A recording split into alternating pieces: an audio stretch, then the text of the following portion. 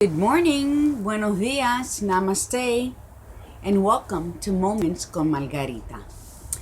Well, this morning I would like to talk about clarity and direction. A lot of us go through our days and we get stuck in whatever it is that we're feeling. And as I mentioned earlier, own your moments. And a lot of us get caught up with whatever's happening, whatever we're feeling. And instead of trying to find some clarity in our emotions, we just press it down and press it down. I used to go to talk therapy in the beginning of my husband's diagnoses, and I learned a lot about my anger issues and why they kept rising over the simplest thing. And I was told that I compartmentalize my emotions, so I store them away in closets up in my attic. So when the slightest things occur, all the doors swing open, all those emotions come forward, and I'm angry, but yet I don't know what I'm angry about, or why am I so angry over spilling some soda on something. And through the process, at first I didn't understand it, but then as time went on, I learned that it's better to just express, even though I have no filter. And those who know me know that I say what I say when I say it. I like to say I'm straight up and down like 6 o'clock. But my personal feelings and my emotions, I felt it was a sign of weakness, so I just stored it away, and it hindered me, and it caused me just an emotional block. So I was blocking myself from seeing things and finding solutions. So if we acknowledge what it is we're going through, whatever it is that we're feeling, even though we don't have any understanding of it, if we speak to someone about it, just speak about it, then we can correct it. But if we feel too prideful and we don't want anybody to know what we're going through, guess what happens? That stays inside, and then the ugliness comes out, and we snap at the wrong people, and we continue to be blocked without any way out, any exit of fixing or understanding what it is we're going through. So we have to acknowledge what it is we're feeling, whatever it is we're feeling, no matter how small we may think it is. And if we acknowledge it, then we can correct it, and then we can move forward. It's hard. Forgiveness is hard, and many people, it's easy for many people to forgive and move forward, even though it hurts them, even though it's breaking them inside. They know that through forgiveness and prayer, they can have an outlet. But then the people who we're forgiving don't understand how it is that we're forgiving them, because they don't understand what they're going through, but they know that in some ways they're hurting the ones around them. And you will not stop hurting those around you until you acknowledge what it is you're going through, what it is you're feeling, what it is you're thinking, and then correct it. So I always pray for clarity and direction. I always pray to God to give me clarity and direction, so that then I could know how to maneuver through what it is I need to, and come out on the other side a better person, a bigger person. So we all go through this, and we all have to acknowledge it, so that we can move forward for ourselves first and foremost, for our own healing, and then to make life a little easier for those around us, so that we won't be such a annoying person to be around, because sometimes we don't realize that because we haven't acknowledged anything. And the same way people feel entitled to have nasty attitudes, then they need to know when they're dealing with me, if you're going to come at me with a nasty attitude because you feel it's your feeling and you're entitled to it, then just be aware that you're also going to be entitled to my opinion. And if you're not acknowledging whatever it is you're going through, you're going to be super sensitive. So your feelings are going to be hurt a lot, on top of what it is that you're putting yourself through. Because there's always an outlet. There's always a solution to every problem we may have. So let's think about that and move forward from it. And it's hard, because you know what? If something is easy in life, that's all you get out of it. It's being easy. There's no learning process. There's no growth. So sometimes we have to climb that mountain, no matter how out of shape we are and how out of breath we're going to be and how many breaks we need to take to climb to that peak. We need to do it, because as we're walking and as we're exhausting and as we're probably cursing everyone around us that we have to climb over that mountain just to get to the other side, guess what? Before you even reach the other side, you're going to be a different person. You're going to have grown to a capacity that understanding is going to come to you, and you're going to be able to resolve whatever issues you have. Life is going to throw you a whole bunch of lemons, and it's what you do with it that matters. And the old cliche is, when life throws you lemons, make lemonade. And that saying, it might be a cliche, but it's so true, because it is what you do with what you have that matters. Not what happens to you, is how you handle what happens to you. So let's try and grow together in everything. And like I said, sometimes I get pulled back. Like my favorite movie is The Godfather, when Michael Corleone says, every time I try to get out, they pull me back in.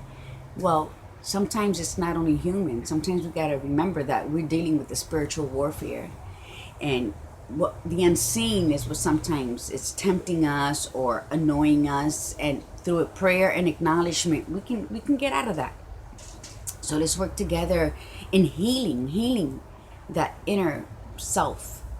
I've been working on healing and acknowledging and asking forgiveness to that inner child that I never allowed to cry. Because through crying, I always thought of it as being weak and pathetic. And then I learned that it is the most healing. But I've heard it, I've read it, I spoke to many people about it, and I never agreed with them. I was so closed-minded in protecting what I felt, feelings of failure, that I never allowed it. And now I'm coming and I acknowledge the little girl, and I speak to my little girl all the time, and I have to let her free. Because I mentioned earlier that in order to move forward, we have to go back and clean up all the mess that we left, the disarray we left inside of us. We have to clear it. We have to clear the path for growth, for our spiritual growth, for our mental and emotional growth, so that we can reach our full potential in our now. Because there's so much that we can do, so much more that we can do now if we let go of the past. If we not just throw it out, we have to clean it up. We have to go back and acknowledge what we've done to ourselves and find clarity on how to discard it properly, and then grow and evolve into the person we are today. And I find it very interesting. Sometimes I find it exciting, and sometimes it pisses me the hell off that I have to go back and to a certain time in my life and acknowledge that happened, or accept that I allowed that to happen, and then say, oh my God, how wrong was I? I was going to say stupid, but we're trying to refrain from saying those words to ourselves. How wrong I was for thinking that or for doing that, and then just leaving it sitting there, just stinking up certain parts of me. So it's an adventure. And like every adventure, when you go on vacation, you're not going to have just glorious sunshine days and ultimate fun moments at all times. You can go on vacation and it might rain 2 days out of the 7 that you're there, and you're going to be upset because you plan on being on the beach all that time. But guess what? You find things to do that wasn't even on your agenda, and it turned out to be the best thing out of the trip. And that's how you have to look at life. You have to say, you have to leave room for change. You have to leave room, an opening, to make that U-turn at the last minute. Everything can't be written in stone that if something goes wrong, you're stuck there because now you don't have a plan, or you don't want to do something different because that's what you wanted to do. That's not life. You have to leave that opening every day. And every day you start the day and you leave that opening just in case something doesn't turn out as you expected it. You can do that roundabout. You can go around that roundabout. You can make that U-turn and you can flip it. And then you can enjoy something different. And you can expand yourself. Oh wow, I didn't even think that if I did this, I was, I didn't expect to enjoy this. And that's life. Life is that last minute thing, that last minute change that you have to go into, and like, oh, I didn't want to do this, but I have to. And then you change it, and it turns out to be awesome. And just like anything, whether it's a debilitating disease, or whether your flat iron died or burnt out that morning, and now you have to change your whole hairstyle, which means you probably have to change your whole outfit. But guess what? The second outfit is probably much more better than the first one you chose. That's how we have to approach life. Approach it with, okay, this didn't work out, let's do the next thing, and then let's keep it moving. And you grow and you evolve in your own learnings of life. And it might be the smallest detail, but it's significant. It'll be significant to your days. So try to stay open. Try to stay open and try to get understanding. And if you're stuck somewhere here, if you're stuck with how you thought things were going to be, and now you don't like yourself because it isn't turning out the way you expected, or you're not doing what you said you were going to do, it's okay. Because God is always in control. And maybe that's not what you were supposed to do. And you're privileged enough that He's stopping you, or He's pausing you for that moment so that you can say, okay, maybe I need to rethink this. And then it turns out better.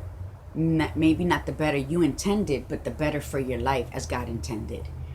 So let's keep that in mind and know that there's no coincidence in life. So you are exactly where you're supposed to be. What you make out of that is up to you.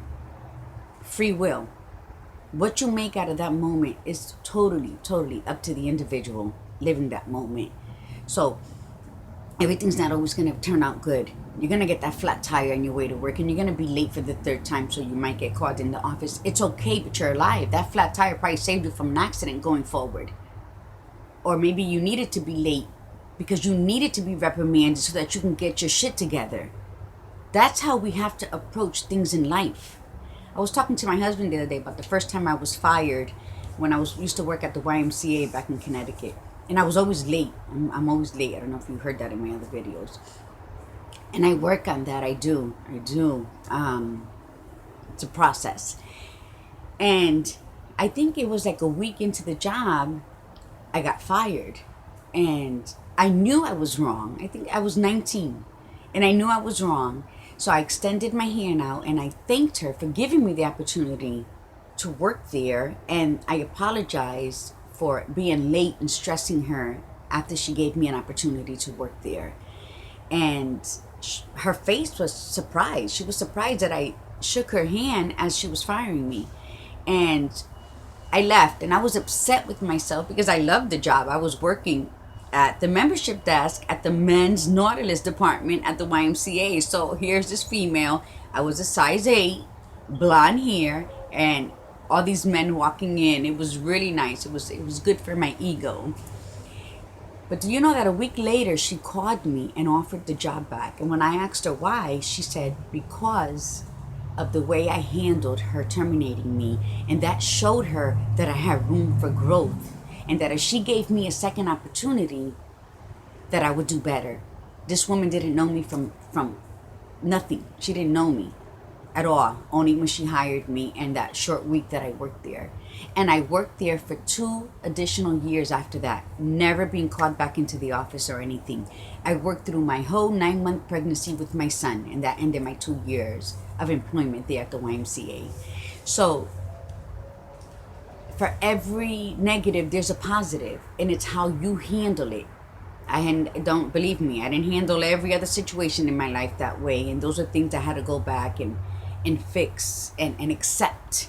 And once I accepted and embraced it, then I grew from it. And it helped me in my other employments, and I had longevity in all my other employments. And I believe it was because of that incident that I had longevity, and I always had like perfect attendance at work and so on and so forth. I don't like to miss work. But you grow, and although I was 19, I had the insight to know the difference. And like I said, I didn't apply that in every aspect of my life. But again, those are seeds that were planted early on. And sometimes you can plant a seed and it takes a long time for it to bloom. Others bloom quickly. Others, you have to go through moments to reflect back on that seed, and then it starts blooming. That's when we add sunshine and water to our seeds, and then they start growing. But again, until we acknowledge that we planted that seed so long ago, it won't grow. And that's how we should approach life. And let's approach it together. Like I said, I don't tend to know everything. There are going to be moments that I'm going to need to pull from you guys. And as I said in my initial video, we're here to grow together. We're here to learn together and teach each other, because I'm always open to learning new things. Always. And within doing these videos, I can tell you that my spirit has been very happy, because to give as I'm giving, and the feedback that I'm getting, how some people feel that I'm talking directly to them, that fills me with inspiration, and it fills me with desires to continue and grow. And the epiphany I got from this was that, oh my God, I woke up yesterday and I was like, oh my God, I feel lighter. My whole being feels lighter. I'm more I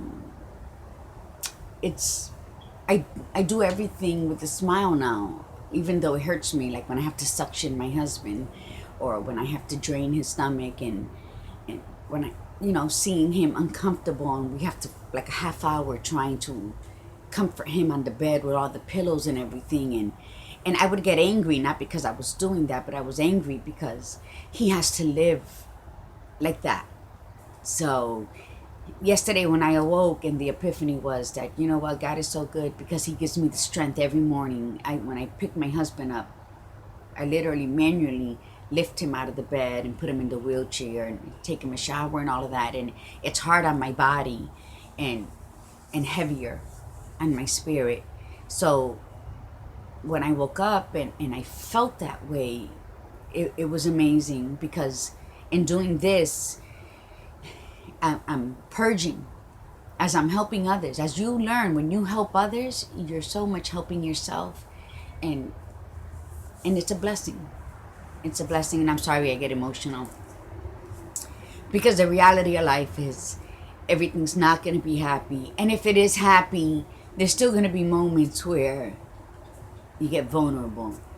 And when I talk about my husband, whose spirit is just amazing, and everything that he goes through, yeah, I get emotional for many reasons. The sorrow that I have, because there's only so much I can do to make him comfortable, and the joy that he is such a positive person. So those are like the two clashing together. Of course there's going to be a gambit of emotions overflowing, so I've allowed to feel both, because for many years that I was being his caregiver, I just wouldn't cry. I wouldn't cry. I would go and be busy and do something else and just take it out my mind, and that was building, and it was building, and it would come out as anger and rage over anything. If somebody just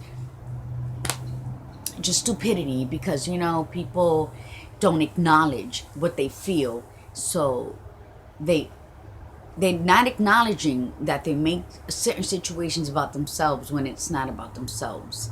When you take selfishness to the next level, it's ugly. So when my husband feels abandoned because certain individuals don't come and spend time with him or learn with him on this journey, he tells me, oh, I let it go. I prayed on it. It's not bothering me. But then being his caregiver, first his wife, and then his caregiver, and then his shield of protection, because I believe that us meeting was God.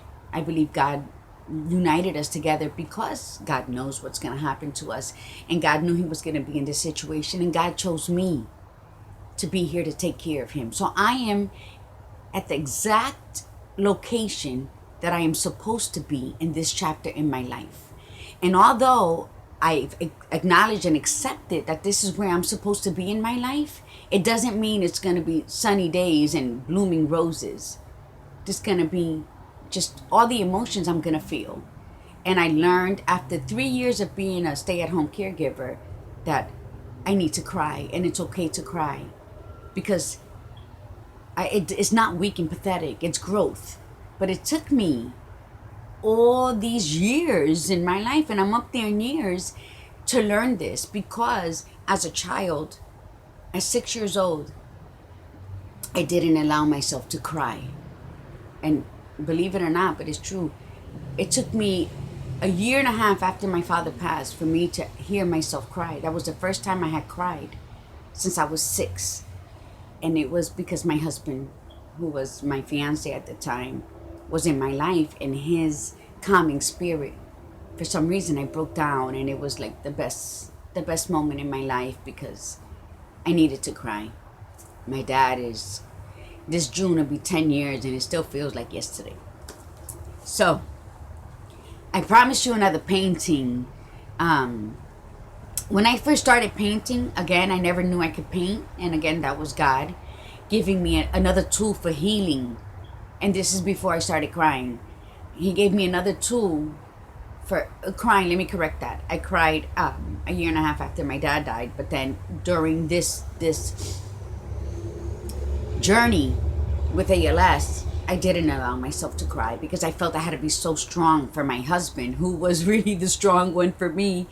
And I just hindered my growth, and I hindered my healing. So when one day we were painting something in the house, and there was a canvas tarp that you lay on the floor when you're painting from Home Depot. And I saw it, and my daughter-in-law, when they were staying here with me, had left little paints. So I said, wow. So I started, and I never stopped. And I couldn't draw. I can't draw stick figures. I can't draw to save my life. I can't sketch. I can't do anything. But when that paintbrush is in my hand, I am amazed at what comes out of it.